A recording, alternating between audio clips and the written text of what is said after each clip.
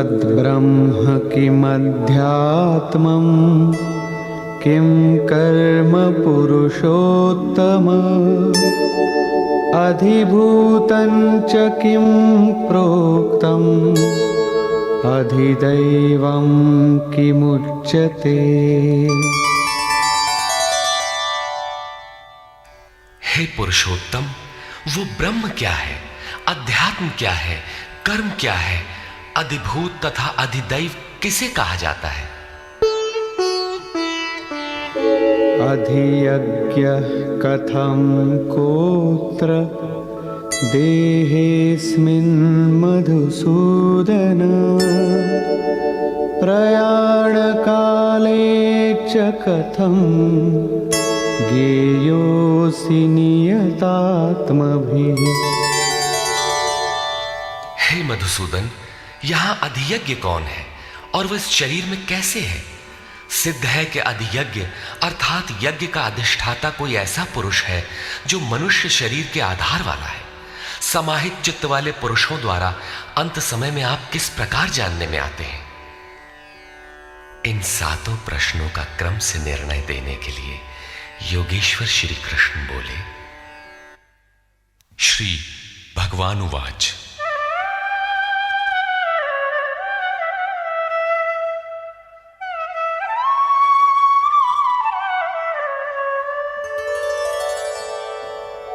अक्षरं ब्रह्म परमं स्वभावोऽध्यात्ममुच्यते भूतभावोद्भवकरो विसर्गः कर्म संज्ञितः।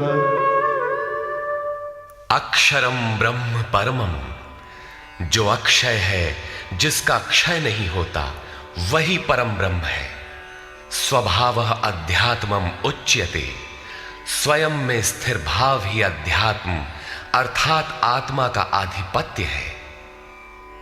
इससे पहले सभी माया के आधिपत्य में रहते हैं, किंतु जब स्वभाव अर्थात स्वरूप में स्थिर भाव अर्थात स्वयं में स्थिर भाव मिल जाता है तो आत्मा का ही आधिपत्य उसमें प्रवाहित हो जाता है। यही अध्यात्म है, अध्यात्म की पराकाष्ठा है। भूत भावोद्भव करः, भूतों के वे भाव जो कुछ न कुछ उद्भव करते हैं, अर्थात प्राणियों के वे संकल्प जो भले अथवा बुरे संस्कारों की संरचना करते हैं, उनका विसर्ग अर्थात विसर्जन, उनका मिट जाना ही कर्म की पराकाष्ठा है। यही संपूर्ण कर्म है जिसके लिए योगेश्वर ने कहा था, वो संपूर्ण कर्म को जानता है। वहां कर्म पूर्ण है, आगे आवश्यकता नहीं है। नियत कर्म, इस अवस्था में जबकि भूतों के वे भाव जो कुछ न कुछ रचते हैं, भले अथवा बुरे संस्कार संग्रह करते हैं, बनाते हैं, वे जब सर्वथा शांत हो जाएं, यही कर्म की संपूर्णता है। इसके आगे कर्म करने की आवश्यकता नहीं रह जाती। अतः कर्म कोई ऐसी वस्तु है जो भूतों के संपूर्ण संकल्पों को, जिनसे कुछ न कुछ संस्कार बनते हैं, उनका शमन कर देती है। कर्म का अर्थ है आराधना, चिंतन, जो यज्ञ में है। अधिभूतं क्षरो भावः पुरुषश्चाधिदैवतम् अधियज्ञोऽहमेवात्र देहे देहभृतां वर। जब तक अक्षय भाव नहीं मिलता, तब तक नष्ट होने वाले संपूर्ण क्षर भाव अधिभूत अर्थात भूतों के अधिष्ठान है। वही भूतों की उत्पत्ति के कारण है। पुरुषः च अधिदैवतम, और प्रकृति से परे जो परम पुरुष है, वही अधिदैव अर्थात संपूर्ण देवों, दैवी संपद का अधिष्ठाता है। दैवी संपद उसी परम देव में विलय हो जाती है। देहधारियों में श्रेष्ठ अर्जुन, इस मनुष्य तन में मैं ही अधियज्ञ अर्थात यज्ञों का अधिष्ठाता हूं। अतः इसी शरीर में अव्यक्त स्वरूप में स्थित महापुरुष ही अधियज्ञ है। योगेश्वर श्री कृष्ण एक योगी थे जो संपूर्ण यज्ञों का भोक्ता है।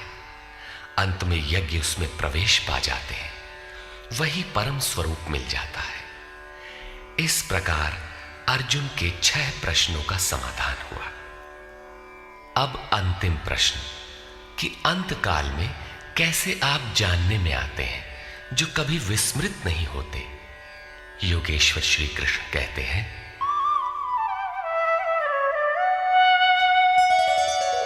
अंतकाले च मामेव स्मरन् मुक्त्वा कलेवरम् यः प्रयाति समद्भावम् याति नास्त्यत्र संशयः।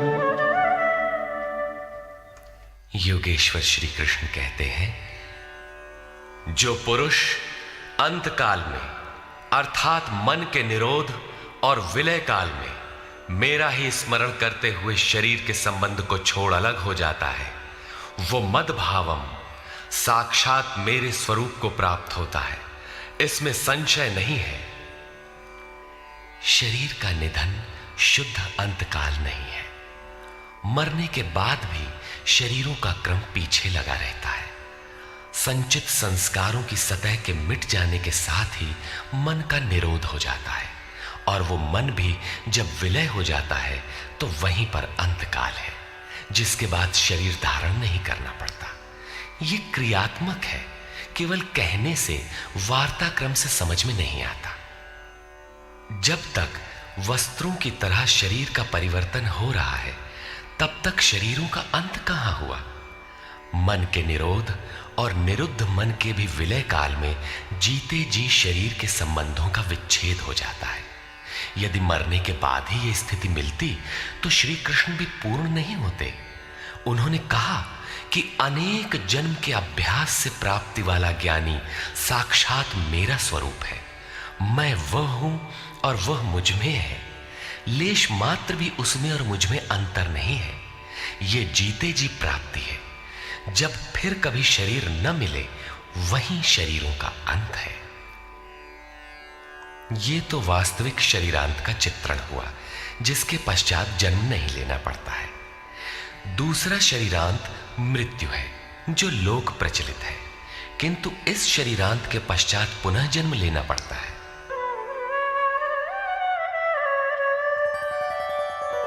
यं यं वापि स्मरन् भावं त्यजत्यन्ते कलेवरं तं तमेवैति कौन्तेय सदा तद्भाव भावितः।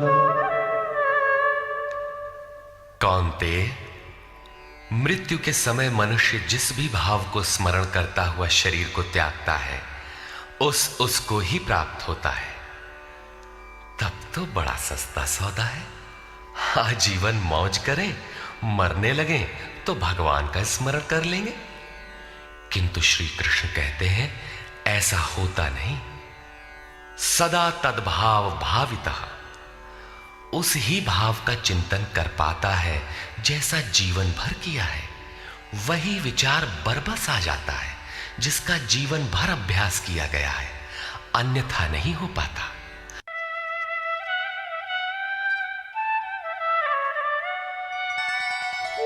तस्मात् सर्वेषु कालेषु मामनुस्मर युध्य च मय्यर्पितमनो बुद्धिः मामे वैश्यस्य संशयम्। इसलिए अर्जुन, तू हर समय मेरा स्मरण कर और युद्ध कर। मुझ में अर्पित मन और बुद्धि से युक्त होकर तू निसंदेह मुझे ही प्राप्त होगा। निरंतर चिंतन और युद्ध एक साथ कैसे संभव है?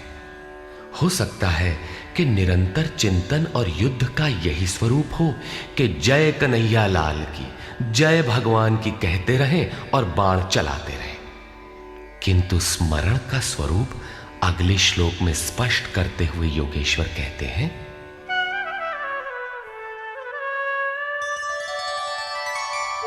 अभ्यास योगयुक्तेन चेतसा नान्यगामिना परमं पुरुषं दिव्यं याति पार्थानुचिन्तयन्। हे पार्थ, उस स्मरण के लिए योग के अभ्यास से युक्त हुआ, अर्थात मेरा चिंतन और योग का अभ्यास पर्याय है। मेरे सिवाय दूसरी ओर न जाने वाले चित्त से निरंतर चिंतन करने वाला परम प्रकाश स्वरूप दिव्य पुरुष अर्थात परमात्मा को प्राप्त होता है। मान लीजिए कि ये पेंसिल भगवान है, तो इसके सिवाय अन्य किसी वस्तु का स्मरण नहीं आना चाहिए। इसके अगल बगल आपको पुस्तक दिखाई पड़ती है या अन्य कुछ भी, तो आपका स्मरण खंडित हो गया। स्मरण जब इतना सूक्ष्म है कि इष्ट के अतिरिक्त दूसरी वस्तु का स्मरण भी ना हो, मन में तरंगे भी ना आए, तो स्मरण और युद्ध दोनों एक साथ कैसे होंगे? वस्तुतः जब आप चित्त को सब ओर से समेटकर अपने एक आराध्य के स्मरण में प्रवृत्त होंगे, तो उस समय मायिक प्रवृत्तियां काम क्रोध राग द्वेष बाधा के रूप में सामने प्रकट ही है। आप स्मरण करेंगे किंतु वे आपके अंदर उद्वेग पैदा करेंगे। आपका मन स्मरण से चलायमान करना चाहेंगे। इन बाह्य प्रवृत्तियों का पार पाना ही युद्ध है। निरंतर चिंतन द्वारा ही इनका अंत किया जाता है। इसलिए निरंतर चिंतन के साथ ही युद्ध संभव है।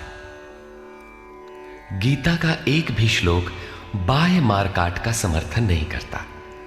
चिंतन किसका करें, इस पर कहते हैं,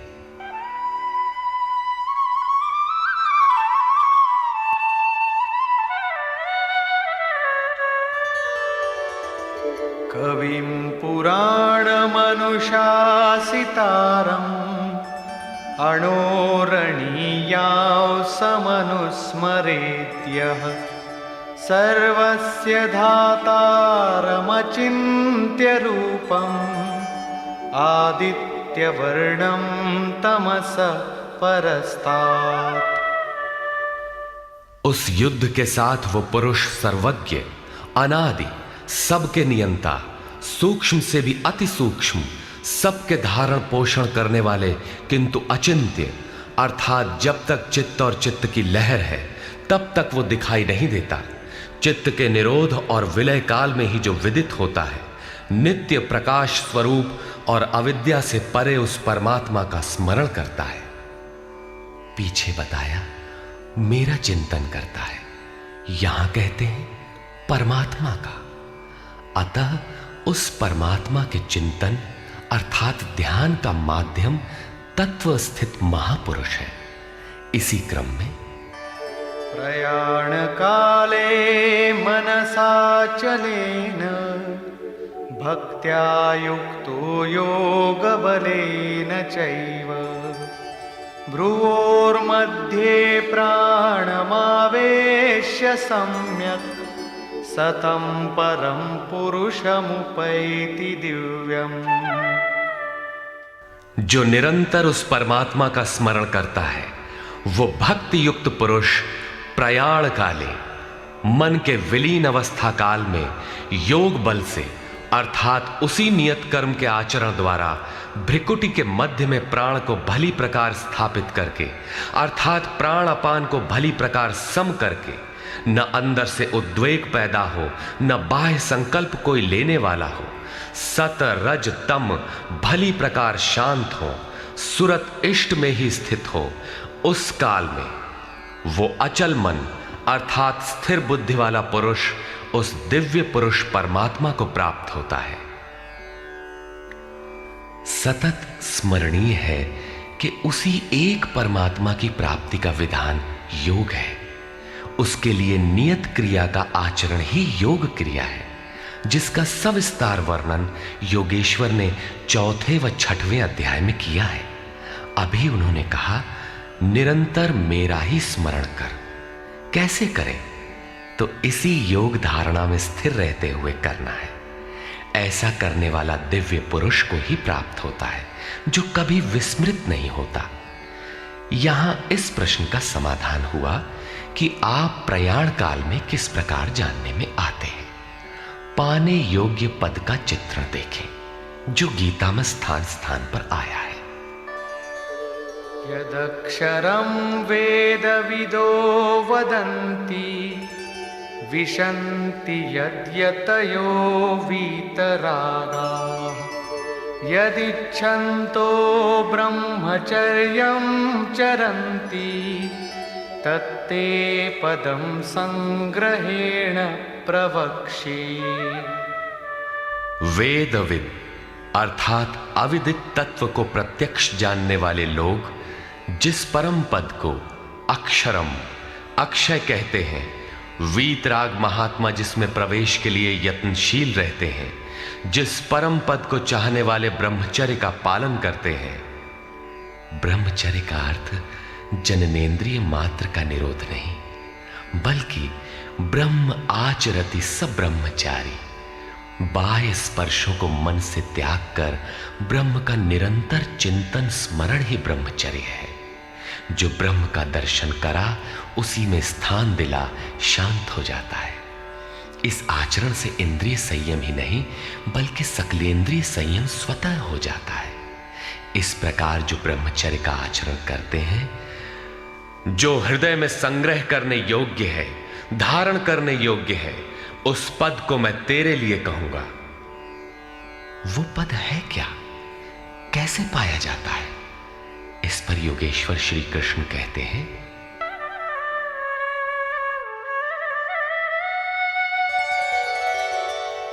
सर्वद्वाराणि संयम्य मनोहृदि निरुध्य च मूर्ध्याधायात्मनः प्राणम् आस्थितो योगधारणा।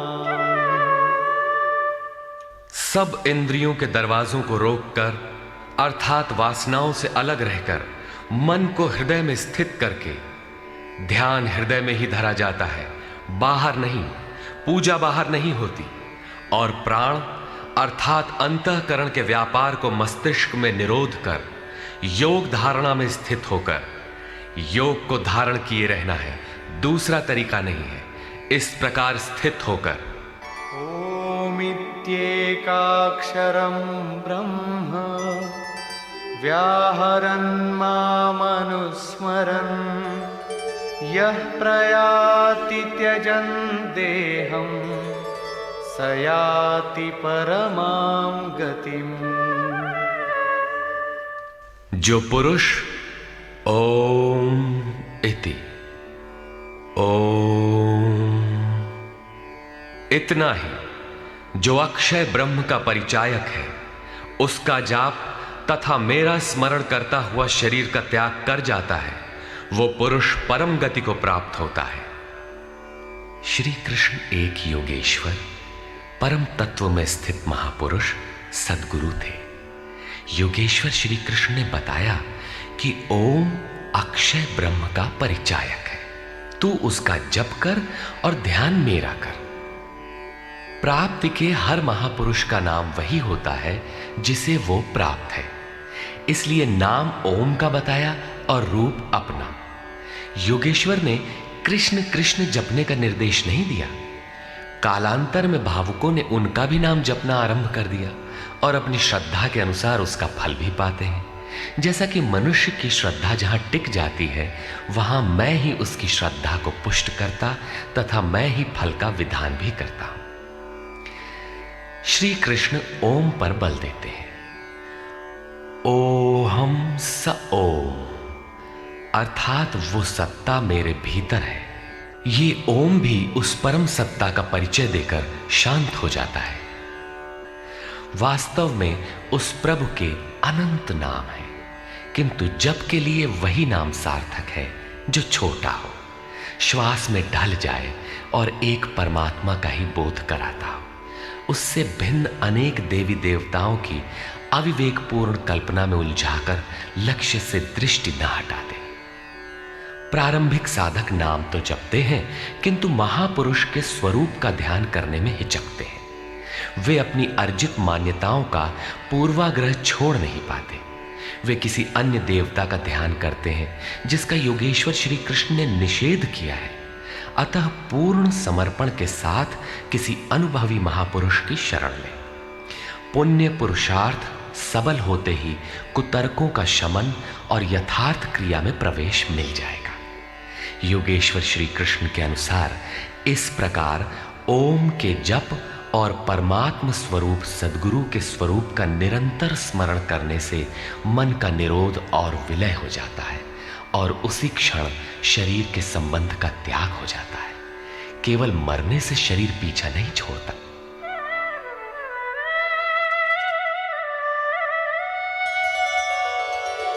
अनन्यचेता सततं यो मां स्मरति नित्यशः तस्याहं सुलभः पार्थ नित्ययुक्तस्य योगिनः।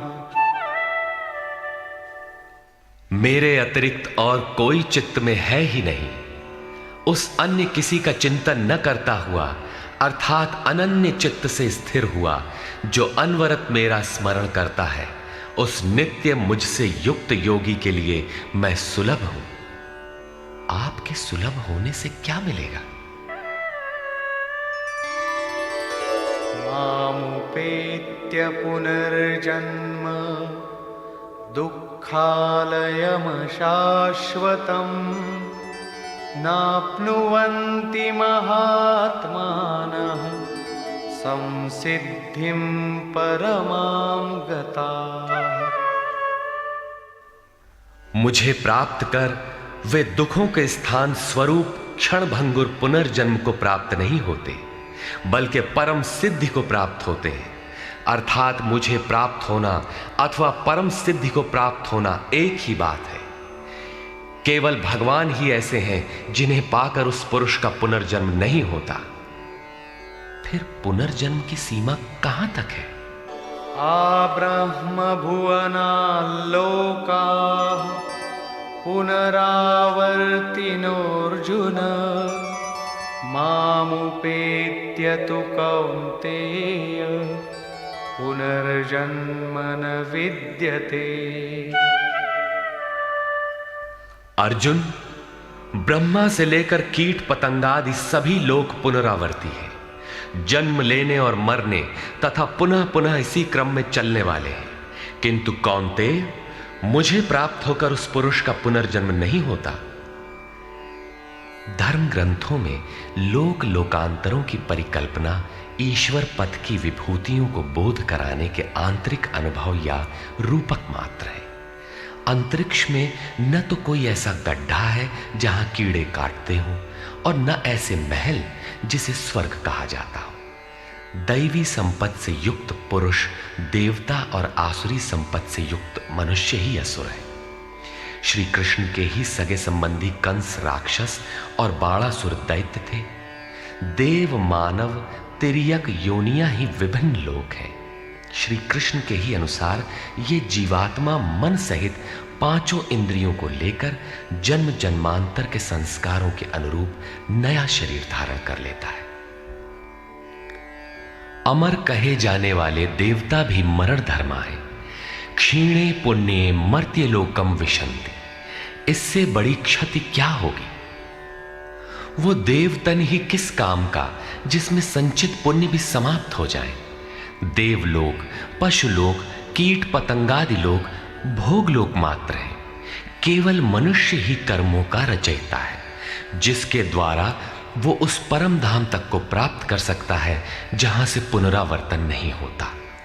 यथार्थ कर्म का आचरण करके मनुष्य देवता बन जाए, ब्रह्मा की स्थिति प्राप्त कर ले, किंतु वो पुनर्जन्म से तब तक नहीं बच सकता जब तक कि मन के निरोध और विलय के साथ परमात्मा का साक्षात्कार करके उसी परम भाव में स्थित न हो जाए।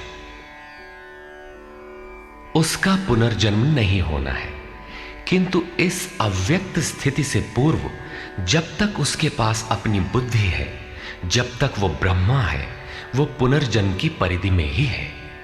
इन्हीं तथ्यों पर प्रकाश डालते हुए योगेश्वर श्री कृष्ण कहते हैं,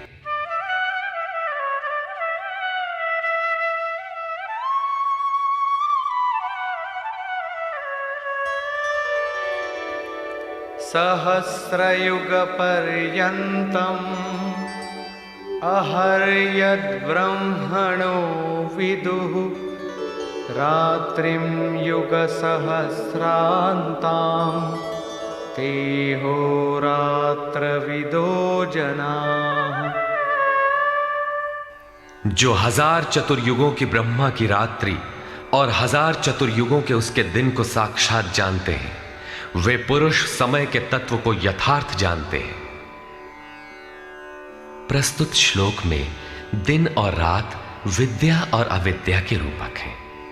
ब्रह्म विद्या से संयुक्त बुद्धि ब्रह्मा की प्रवेशिका तथा ब्रह्म विद्वरिष्ठ बुद्धि ब्रह्मा की पराकाष्ठा है। विद्या से संयुक्त बुद्धि ही ब्रह्मा का दिन है। जब विद्या कार्यरत होती है, उस समय योगी स्वरूप की ओर अग्रसर होता है। अंतःकरण की सहस्रों प्रवृत्तियों में ईश्वरीय प्रकाश का संचार हो उठता है। इस प्रकार अविद्या की रात्रि आने पर अंतःकरण की सहस्रों प्रवृत्तियों में माया का द्वंद्व प्रवाहित होता है। प्रकाश और अंधकार की यहीं तक सीमा है। इसके पश्चात न तो अविद्या रह जाती है और न विद्या ही। वो परम तत्व परमात्मा विदित हो जाता है। जो इसे तत्व से भली प्रकार जानते हैं, वे योगी जन काल के तत्व को जानने वाले हैं कि कब अविद्या की रात होती है, कब विद्या का दिन आता है, काल का प्रभाव कहां तक है अथवा समय कहां तक पीछा करता है। प्रारंभिक मनीषी अंतःकरण को चित्त अथवा कभी कभी केवल बुद्धि कहकर संबोधित करते थे। कालांतर में अंतःकरण का विभाजन मन, बुद्धि, चित्त और अहंकार की 4 प्रमुख वृत्तियों में किया गया। वैसे अंतःकरण की प्रवृत्तियां अनंत हैं। बुद्धि के अंतराल में ही अविद्या की रात्रि होती है और उसी बुद्धि में विद्या का दिन भी होता है। यही ब्रह्मा की रात्रि और दिन है। जगत रूपी रात्रि में सभी जीव अचेत पड़े हैं। प्रकृति में विचरण करती हुई उनकी बुद्धि उस प्रकाश स्वरूप को नहीं देख पाती, किंतु योग का आचरण करने वाले योगी इससे जग जाते हैं। वे स्वरूप की ओर बढ़ते हैं। जैसा कि गोस्वामी तुलसीदास ने रामचरितमानस में लिखा है, कबहु दिवस मह निबिड़तम कबहुक प्रकट पतंग बिन सई उपजई ज्ञान जिमि पाई कुसंग सुसंग। विद्या से संयुक्त बुद्धि कुसंग पाकर अविद्या में परिणत हो जाती है। पुनः सुसंग से विद्या का संचार उसी बुद्धि में हो जाता है। ये उतार चढ़ाव पूर्ति पर्यंत लगा रहता है। पूर्ति के पश्चात न बुद्धि है न ब्रह्मा, न रात रहती है न दिन। यही ब्रह्मा के दिन रात का रूपक है। न हजारों साल की लंबी रात होती है, न हजारों चतुर्युग का दिन ही होता है, और न कहीं कोई 4 मुंह वाला ब्रह्मा ही है। बुद्धि की उपर्युक्त 4 क्रमिक अवस्थाएं ही ब्रह्मा के 4 मुख और अंतःकरण की 4 प्रमुख प्रवृत्तियां ही उनके चतुर्युग हैं। रात और दिन इन्हीं प्रवृत्तियों में होते हैं। जो पुरुष इसके भेद को तत्व से जानते हैं, वे योगी जन काल के भेद को जानते हैं कि काल कहां तक पीछा करता है और कौन पुरुष काल से भी अतीत हो जाता है। रात्रि और दिन, अविद्या और विद्या में होने वाले कार्य को योगेश्वर श्री कृष्ण स्पष्ट करते हैं।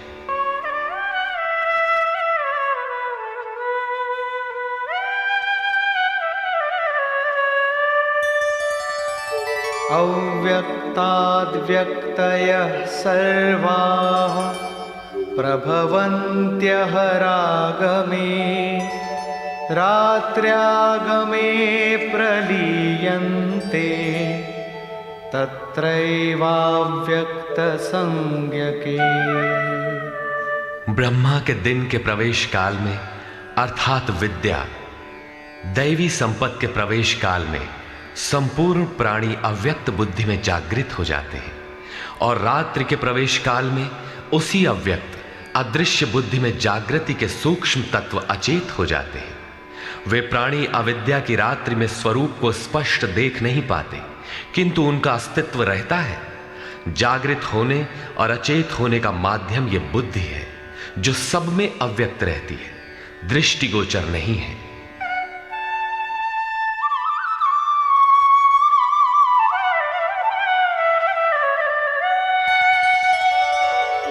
भूतग्रामः स एवायं भूत्वा भूत्वा प्रलीयते रात्र्यागमे वशः पार्थ प्रभवत्यः रागमे। हे पार्थ, सब प्राणी इस प्रकार जागृत होकर, प्रकृति से विवश होकर अविद्या रूपी रात्रि के आने पर अचेत हो जाते हैं। वे नहीं देख पाते कि हमारा लक्ष्य क्या है। दिन के प्रवेश काल में वे पुनः जागृत हो जाते हैं।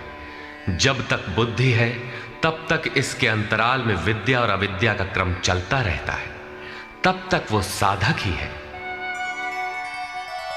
परस्तस्मात्तु भावोऽन्यो व्यक्तो व्यक्तात् सनातनः यः सः सर्वेषु भूतेषु नश्यत्सु न विनश्यति।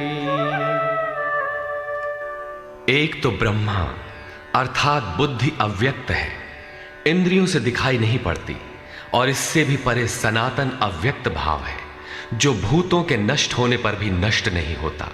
अर्थात विद्या में सचेत और अविद्या में अचेत, दिन में उत्पन्न और रात्रि में विलीन भावों वाले अव्यक्त ब्रह्मा के भी मिट जाने पर वो सनातन अव्यक्त भाव मिलता है, जो नष्ट नहीं होता। बुद्धि में होने वाले उक्त दोनों उतार चढ़ाव जब मिट जाते हैं, तब सनातन अव्यक्त भाव मिलता है, जो मेरा परम धाम है। जब सनातन अव्यक्त भाव प्राप्त हो गया तो बुद्धि भी उसी भाव में रंग जाती है, उसी भाव को धारण कर लेती है। इसलिए वो बुद्धि स्वयं तो मिट जाती है और उसके स्थान पर सनातन अव्यक्त भाव ही शेष बचता है। अव्यक्तोऽक्षर इत्युक्तः तमाहुः परमां गतिम् यं प्राप्य न निवर्तन्ते तद्धाम परमं मम। उस सनातन अव्यक्त भाव को अक्षर अर्थात अविनाशी कहा जाता है, उसी को परम गति कहते हैं। वही मेरा परम धाम है, जिसे प्राप्त होकर मनुष्य पीछे नहीं आते, उनका पुनर्जन्म नहीं होता। इस सनातन अव्यक्त भाव की प्राप्ति का विधान बताते हैं। पुरुषः स परः पार्थ भक्त्या लभ्यस्त्वनन्यया यस्यान्तस्थानि भूतानि येन सर्वमिदं ततम्। पार्थ, जिस परमात्मा के अंतर्गत संपूर्ण भूत हैं, जिससे संपूर्ण जगत व्याप्त है, सनातन अव्यक्त भाव वाला वो परम पुरुष अनन्य भक्ति से प्राप्त होने योग्य है। अनन्य भक्ति का तात्पर्य है कि परमात्मा के सिवाय अन्य किसी का स्मरण न करते हुए उनसे जुड़ जाए। अनन्य भाव से लगने वाले पुरुष भी कब तक पुनर्जन्म की सीमा में हैं और कब वे पुनर्जन्म का अतिक्रमण कर जाते हैं, इस पर योगेश्वर कहते हैं।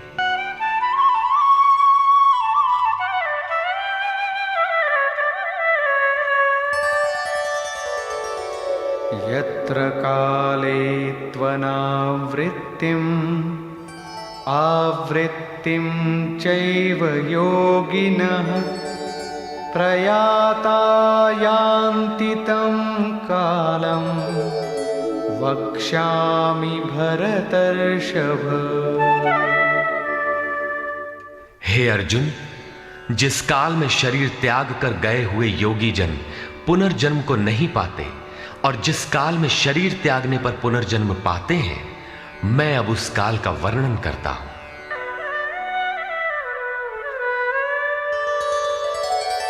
अग्निर्ज्योतिरः शुक्लः षण्मासा उत्तरायणम् तत्र प्रयाता गच्छन्ति ब्रह्मविदो जनाः।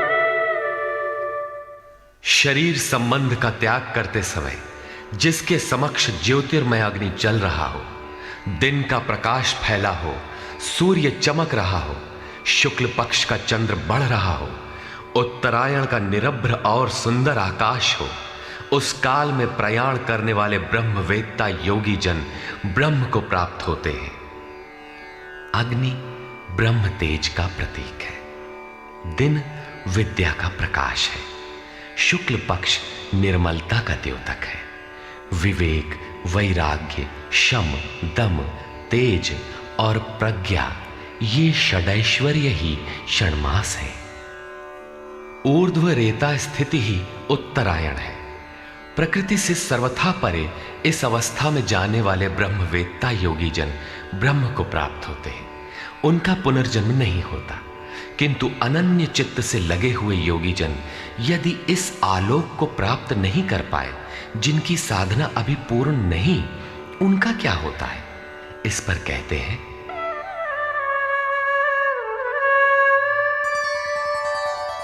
धूमो रात्रिस्तथा कृष्णः षण्मासा दक्षिणायनम् तत्र चान्द्रमसं ज्योतिः योगी प्राप्य निवर्तते। जिसके प्रयाण काल में धुआं फैल रहा हो, योगाग्नि हो।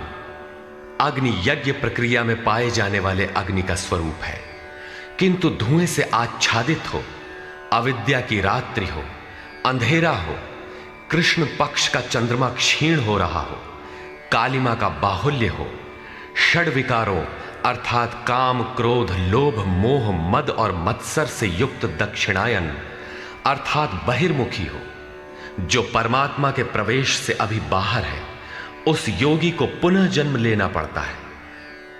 तो क्या शरीर के साथ उस योगी की साधना नष्ट हो जाती है? इस पर योगेश्वर श्री कृष्ण कहते हैं, शुक्ल कृष्णे गति हेते जगतः शाश्वते मते एकया यात्यनावृत्तिम् अन्यया वर्तते पुनः। उपर्युक्त शुक्ल और कृष्ण दोनों प्रकार की गतियां जगत में शाश्वत हैं, अर्थात साधन का कभी विनाश नहीं होता। एक अर्थात शुक्ल अवस्था में प्रयाण करने वाला पीछे न आने वाली परम गति को प्राप्त होता है, और दूसरी अवस्था में जिसमें क्षीण प्रकाश तथा अभी कालिमा है, ऐसी अवस्था को गया हुआ पीछे लौटता है, जन्म लेता है। जब तक पूर्ण प्रकाश नहीं मिलता तब तक उसे भजन करना है। प्रश्न पूर्ण हुआ। अब इसके लिए साधन पर पुनः बल देते हैं।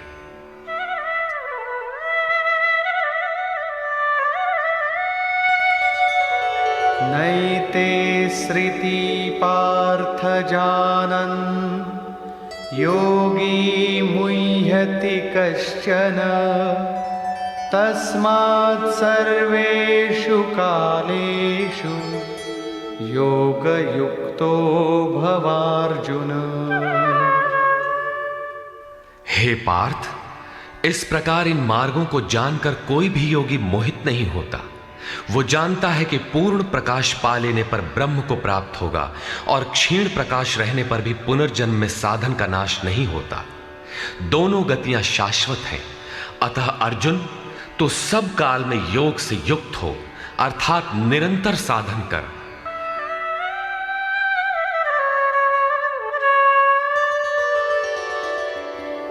वेदांतो वेदेषु यज्ञेषु तपस्सु चैव दानेषु यत् पुण्यफलं प्रदिष्टम् अत्येति तत्सर्वमिदं विदित्वा योगी परं स्थानमुपैति चाद्यम्। इसको साक्षात्कार सहित जानकर, मानकर नहीं, योगी वेद, यज्ञ, तप और दान के पुण्य फलों का निस्संदेह अतिक्रमण कर जाता है और सनातन परम पद को प्राप्त होता है। अविदित परमात्मा की साक्षात जानकारी का नाम वेद है। वो अविदित तत्व जब विदित हो ही गया तो अब कौन किसे जाने। अतः विदित होने के पश्चात वेदों से भी प्रयोजन समाप्त हो जाता है, क्योंकि जानने वाला भिन्न नहीं है। यज्ञ अर्थात आराधना की नियत क्रिया आवश्यक थी, किंतु जब वो तत्व विदित हो गया तो किसके लिए भजन करें। मन सहित इंद्रियों को लक्ष्य के अनुरूप तपाना तप है। लक्ष्य प्राप्त होने पर किसके लिए तप करें। मन, वचन और कर्म से सर्वतोभावेन समर्पण का नाम दान है। इन सब का पुण्य फल है परमात्मा की प्राप्ति। फल भी अब विलग नहीं है, अतः इन सब की अब आवश्यकता न रही। वो योगी यज्ञ, तप, दान इत्यादि के फल को भी पार कर जाता है। वो परम पद को प्राप्त होता है। निष्कर्ष। इस अध्याय के आरंभ में अर्जुन ने 7 प्रश्न किए कि भगवान, जिसे आपने कहा वो ब्रह्म क्या है, वो अध्यात्म क्या है, वो संपूर्ण कर्म क्या है, अधिदैव, अधिभूत और अधियज्ञ क्या है, और अंत काल में आप किस प्रकार जानने में आते हैं कि कभी विस्मृत नहीं होते। योगेश्वर श्री कृष्ण ने बताया कि जिसका विनाश नहीं होता वही परब्रह्म है। स्वयं को उपलब्धि वाला परम भाव ही अध्यात्म है, जिससे जीव माया के आधिपत्य से निकलकर आत्मा के आधिपत्य में हो जाता है, वही अध्यात्म है। और भूतों के वे भाव जो शुभ अथवा अशुभ संस्कारों को उत्पन्न करते हैं, उन भावों का रुक जाना, विसर्ग, मिट जाना ही कर्म की संपूर्णता है। इसके आगे कर्म करने की आवश्यकता नहीं रह जाती। कर्म कोई ऐसी वस्तु है जो संस्कारों के उद्गम को ही मिटा देता है। इसी प्रकार क्षर भाव अधिभूत है, अर्थात नष्ट होने वाले ही भूतों को उत्पन्न करने में माध्यम है। वे ही भूतों के अधिष्ठाता हैं। परम पुरुष ही अधिदेव है, उसी में दैवी संपद विलीन होती है। इस शरीर में अधियज्ञ मैं ही हूं, अर्थात जिसमें यज्ञ विलय होते हैं वो मैं हूं, यज्ञ का अधिष्ठाता हूं। वो मेरे स्वरूप को ही प्राप्त होता है, अर्थात श्री कृष्ण एक योगी थे। अधियज्ञ कोई ऐसा पुरुष है जो इस शरीर में रहता है, बाहर नहीं। अंतिम प्रश्न था कि अंत समय में आप किस प्रकार जानने में आते हैं। उन्होंने बताया कि जो मेरा निरंतर स्मरण करते हैं, मेरे सिवाय किसी दूसरे विषय वस्तु का चिंतन नहीं आने देते और ऐसा करते हुए शरीर का संबंध त्याग देते हैं, वे मेरे साक्षात स्वरूप को प्राप्त होते हैं, जिसे अंत में भी वही प्राप्त रहता है। मन का सर्वथा निरोध और निरुद्ध मन का भी विलय ही अंतकाल है, जहां फिर शरीरों की उत्पत्ति का माध्यम शांत हो जाता है। उस समय वो परम भाव में प्रवेश पा जाता है, उसका पुनर्जन्म नहीं होता। इस परम गति को पाने के लिए अर्जुन, तू जब तो ओम का और ध्यान मेरा कर, अर्थात श्री कृष्ण एक ही योगी थे। नाम और रूप आराधना की कुंजी है। योगेश्वर श्री कृष्ण ने इस प्रश्न को भी लिया कि पुनर्जन्म क्या है, उसमें कौन कौन आते हैं। उन्होंने बताया कि ब्रह्मा से लेकर यावन मात्र जगत पुनरावर्ती है और इन सब के समाप्त होने पर भी मेरा परम अव्यक्त भाव तथा उसमें स्थिति समाप्त नहीं होती।